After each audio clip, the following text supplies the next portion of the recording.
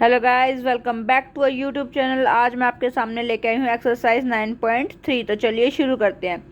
सबसे पहला लिखा है क्वेश्चन नंबर 1 में, the bar graph shown alongside shows the amount of wheat purchased by the government during the year 1998 to 2002। ये एक बार आपको शो किया गया है, यहाँ पे दिखाया गया है कि कितने व्हीट परचेज किए गए हैं, गवर्नमेंट ने कितने किए हैं, खरीदे हैं ईयर 1998 से लेके 2002 तक। ठीक है, ये हो गया इस लाइन का मतलब। उसके बाद है रीड द बार ग्राफ। आपको बार ग्राफ को रीड करना आना चाहिए and write down your observation, और अपने ऑब्जर्वेशन को लिखना है कि भाई आपने क्या सीखा, क्या देखा।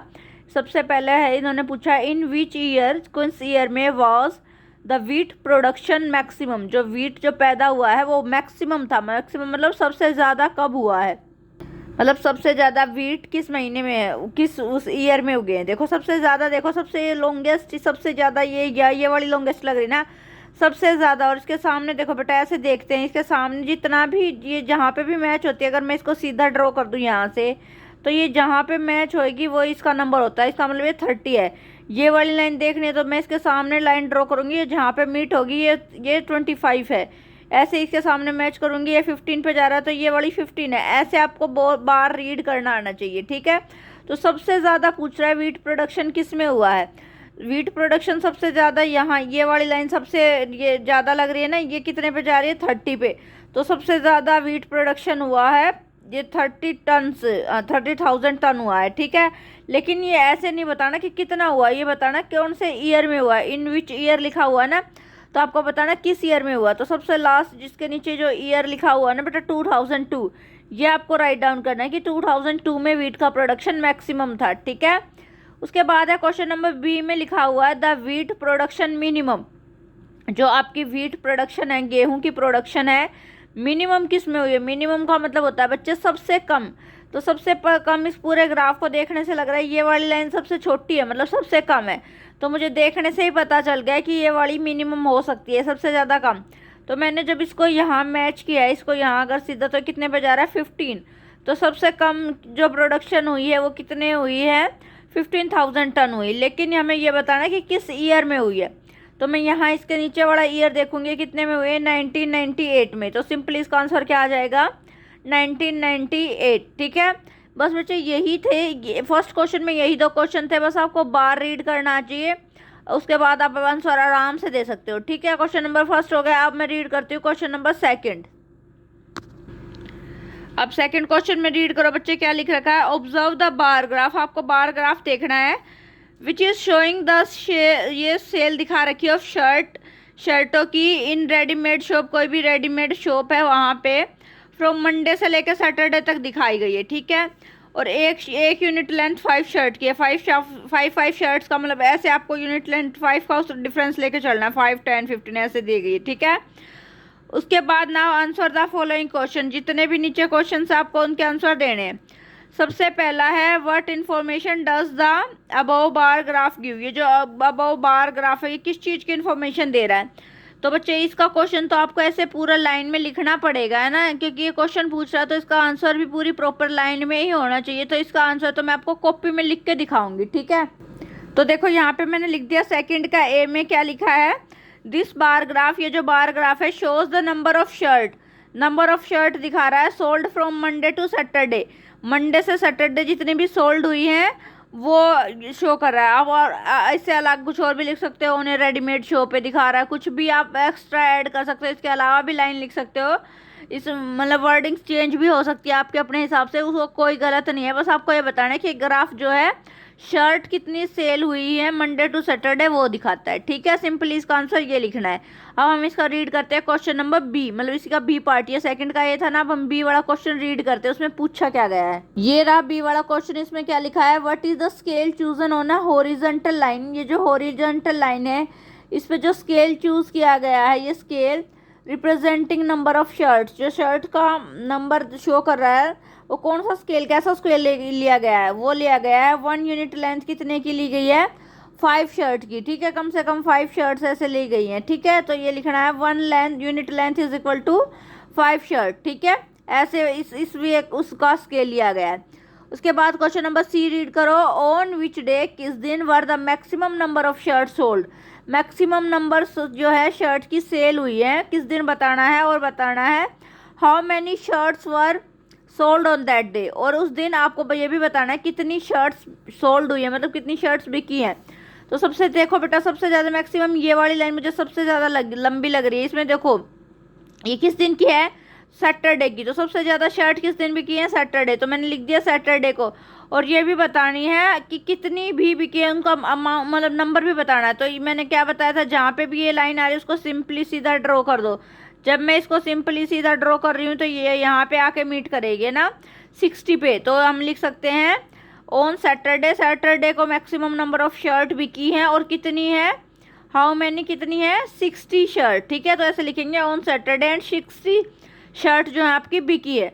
उसके बाद है क्वेश्चन नंबर डी रीड करो, ऑन विच डे, किस दिन, were the minimum number of shirt sold, minimum numbers of shirt sold, minimum number कब बिके, मतलब सबसे कम नंबर की शर्ट्स जो हैं किस दिन सोल्ड हुई, सोल्ड माने होता है बिकना, ठीक है। किस दिन जो है सबसे कम नंबर की शर्ट बिकी, आप देखने से पता चल रहा है सबसे कम तो इसी दिन लग रही है ना ये वाली, बाकी तो फिर भी कुछ कुछ ज़्यादा है यहाँ पे, लेकिन ये वाली जो है सबसे मिनिमम है।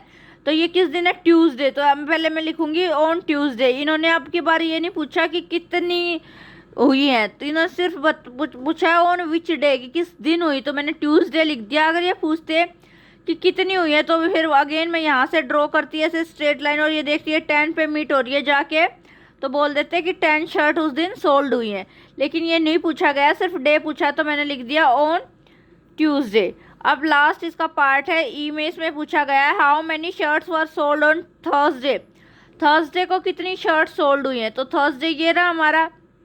अब देखो यहाँ से स्ट्रेट लाइन ड्रॉ करते हैं, जब यहाँ से मैं स्ट्रेट लाइन ड्रॉ करूँगी तो ये यहाँ पे मीट हो रही है ना, तो ये कितने पे हो रही है, 35 पे।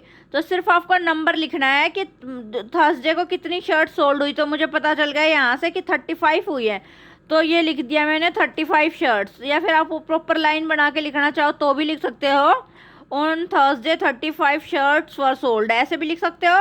या फिर सिंपली छोटा सा, मैंने बेसिक बच्चों को कम से कम लिखने का काम ज़्यादा ना हो, बस समझ आए इसलिए समझाने के तौर पे 35 शर्ट्स लिखा है। आप ऐसे लिखोगे तो भी गलत नहीं है, वैसे लिखोगे तो भी गलत नहीं है, ठीक है।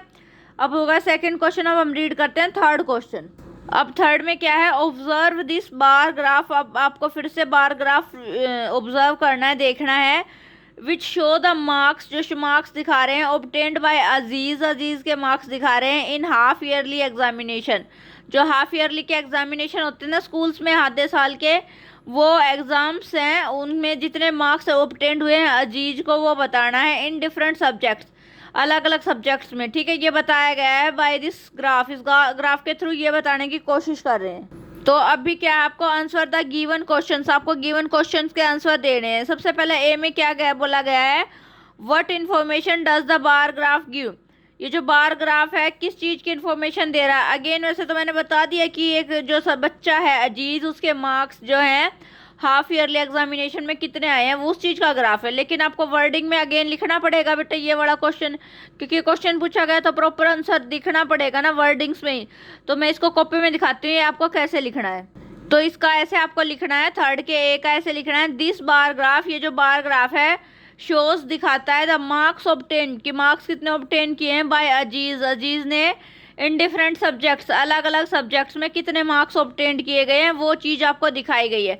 आप चाहे तो इसको और इलाबरेट कर सकते हो और बड़ा लिख सकते हो कि हाफ ईयरली एग्जामिनेशन में कितने मार्क्स मिले हैं वो दिखाया गया है। आप तो और वर्ड्स और ऐड कर सकते हो, मैं को चाहती हूँ आप अपने एंड से कोशिश करें और इसको एक नई डेफिनेशन मतलब नए वर्ड्स में मोल्ड करें कि क्या आप और कुछ लिख सकते हो इस लाइन के अलावा, ठीक है। वो भी आप ट्राई कर सकते हो, जरूरी नहीं आप एग्जैक्ट मेरी वर्डिंग्स यूज़ करो, ठीक है, या अपनी तरफ से भी लिख सकते हो जैसा आपको ठीक लगे। अब इसका रीड करते हैं, क्वेश्चन नंबर ए था ना ये, अब हम बी पार्ट रीड करते हैं। बी में क्या पूछा गया है, बी यहीं पे है आपको, हाँ, नेम द सब्जेक्ट्स, आपको उन सब्जेक्ट्स के नाम बताने हैं इन विच, जिसमें अजीज स्कोर्ड मैक्सिमम मार्क्स, सबसे ज़्यादा मार्क्स किसमें स्कोर किया। अब क्या किया मैंने बच्चे सबके नाम लिख लिए पहले, क्योंकि फिर ऐसे यहाँ से आपको बताना कि इसके सामने लाइन ड्रॉ ये 80 पे मीट होगा, तो थोड़ा कंफ्यूजिंग हो रहा था। तो मैंने पहले इनके ड्रॉ कर दिए, ये 80 आएगा, जब इसको यहाँ मीट करेंगे 60 आएगा, इसको यहाँ करेंगे ये 70 पे जा रहा है, ये 50 पे जा रहा है और ये 40 पे। तो सबसे पहले मैंने लिख दिया ताकि थोड़ा सा आपको अंडरस्टैंडिंग में आसानी रहे। तो सबसे ज़्यादा मार्क्स, मैक्सिमम मार्क्स अजीज़ ने किस में स्कोर किया? अब देखने से पता चल रहा है 40, 50, 60, 70, 80। सबसे ज़्यादा किस में स्कोर किए? हिंदी में 80 मार्क्स। तो ये किसका है? हिंदी में। वैसे भी देखने में पता चल रहा है सबसे हाईएस्ट पी किसी की जा रही है ना, सबसे लंबी, तो इसीलिए पता चल जाता है। लेकिन फिर भी मैंने नंबर देख के बता दिया कि सबसे ज़्यादा किसके हैं? हिंदी के। तो इसमें आपको बी के आंसर में क्या लिखना है? हिंदी। ठीक है, सिंपली मैंने लिख दिया पेंसिल से हिंदी। उसके बाद है सी पार्ट में क्या है? Name the subject. आपको उस सब्जेक्ट बताना है इन विच जिसमें he has scored minimum marks, जिसमें उसमें सबसे मिनिमम मतलब सबसे कम मार्क्स स्कोर किए। देखने से ही पता चल रहा है ये वाली पी का सबसे छोटी है ना, ये पी छोटी सी बिल्कुल इतनी सी है, बाकी तो लेवल हाई है सबका, और लेकिन इसका नहीं है, ये उतनी नहीं है हाईएस्ट। तो इसका आप देखो ये कितने पे जा रही है? 40 पे जा रही है। तो फ़ोन नंबर भी लिखा हुआ है, इसका नंबर भी लिखा हुआ है कि ये 40 पे जा रही है। अब देखो बच्चे ये कौन से सब्जेक्ट में है? तो इसमें देखो क्या लिखा हुआ है? Social studies. तो यहाँ पे इसका आंसर क्या हो गया? सोशल स्टडीज़ में उसको मिनिमम मार्क्स मिले, तो आंसर में आप सिर्फ क्या लिखना है? Social studies. इसके आगे आप क्या है, एक क्वेश्चन और है वो रीड करते हैं। इसमें क्या लिखा गया है? State the name of subjects and obtained in each of them. कि आपको नेम लिखने हैं जितने भी सब्जेक्ट्स हैं और जितने भी उनमें मार्क्स आए गए हैं, ईच ऑफ दैम हर एक के नंबर और मार्क्स लिखने हैं। अगेन ये भी मैं यहाँ नहीं लिख सकती क्योंकि प्रॉपर सारे सब्जेक्ट्स के नंबर और वो लिखने पड़ेंगे। तो इसको भी मैं दिखाती हूँ मैंने कॉपी में कैसे लिखा है। देखो बच्चों, सबसे पहले मैंने लिखा है हिंदी के 80। हिंदी के यहाँ पे 80 थे ना सबसे, यहाँ पे 80, तो हिंदी के 80 लिख दिए। इंग्लिश के अगेन 60, इंग्लिश के कितने पे जा रहा है? 60 पे। तो इंग्लिश के 60 पे। फिर आ गया मैथ। मैथ कितने पे जा रहा है बेटा? मैथमेटिक्स यहाँ पे 70, तो मैथ के मैंने लिख दिया 70। फिर साइंस देखो बच्चे, साइंस कितने पे जा रही है? यहाँ पे 50 पे, तो साइंस के मैंने लिख दिए 50। और लास्ट में सोशल स्टडीज़ कितने पे जा रही थी? 40 पे। तो सोशल स्टडीज़ थोड़ा सा लेंथी हो गया इसलिए मैंने शॉर्ट फॉर्म में एस लिख दिया, ऐसे सोशल ऐसे स्टडीज़। तो इसमें कितना जा रहा है? 40। ठीक है, इसी के साथ मैंने जितने भी सब्जेक्ट थे 5 के 5 सबके मार्क्स यहाँ लिख दिए हैं, ऐसे ही आपको लिखने थे। इसी के साथ ये एक्सरसाइज का लास्ट सम था, ये हुई कंप्लीट आपकी एक्सरसाइज। इसी के साथ हम वीडियो एंड करते हैं। होप आपको वीडियो अच्छी लगी और समझ में आई होगी। तो प्लीज़ अगर बच्चों समझ आई है, अच्छी लगी है, तो please like, subscribe, share the channel. Thank you.